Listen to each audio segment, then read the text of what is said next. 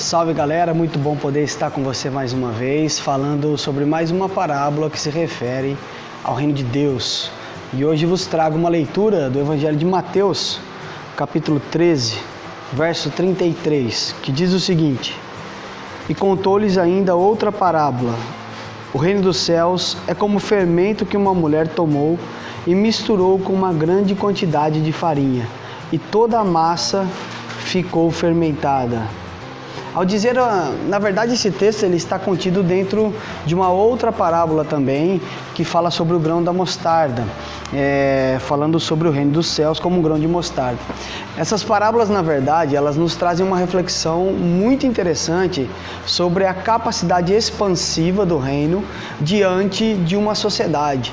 O texto está dizendo que um pouco de fermento ele é capaz de se apropriar do crescimento de toda uma massa.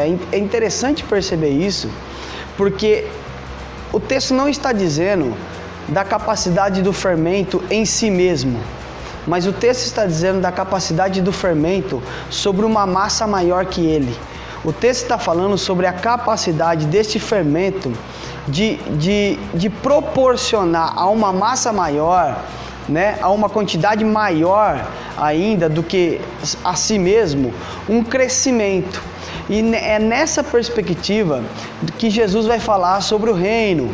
Mateus normalmente ele vai falar sobre o reino dos céus, mas é a mesma pegada aqui que o reino de Deus, em outros evangelhos. Então ele vai dizer que há uma expansividade, que há não sei se apoderamento seria a melhor palavra, mas há uma capacidade de expansão e de influência sobre uma massa maior a partir de uma massa menor, sobre uma quantidade, sobre a capacidade do menor de influenciar o maior.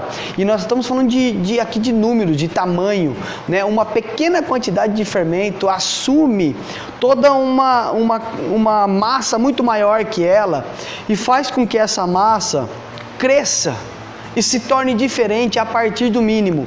E isso é reino de Deus. Está dizendo o seguinte, que nós não precisamos ser muito numerosos, nós não precisamos, na verdade, dominar as diversas áreas da vida. Aliás, domínio não faz parte da característica do reino de Deus, mas o que nós precisamos ter consciência é que o mínimo seja o mínimo possível, que um pouco, talvez um pouco percebido até como irrelevante, um pouco até percebido como insignificante, tem capacidade e propriedade suficiente para influenciar aquilo que é maior.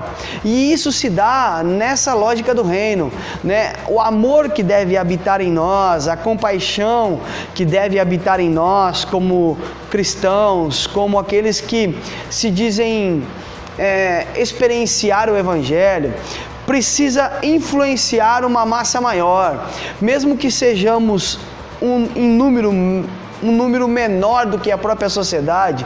Ainda há em nós o mover de Deus e do Espírito de Deus para que a gente possa influenciar de tal forma que transforme o que há de maior, que transforme o mais numeroso, que transforme o ambiente maior. Essa transformação se dá por esta compreensão de que a palavra em nós enxertada, que o reino que se chegou a nós, que este reino que se manifesta intrinsecamente, mas também é exteriorizado pelas nossas relações, pelas relações que se constroem a partir da pessoa de Cristo, é influenciador, ele é transformador, ele é significativo para que a sociedade se construa a partir de outros moldes e de outras lógicas que procuram zelar pela dignidade humana, que procuram, de fato, ver o homem, o indivíduo, e o homem aqui não no sentido de gênero, mas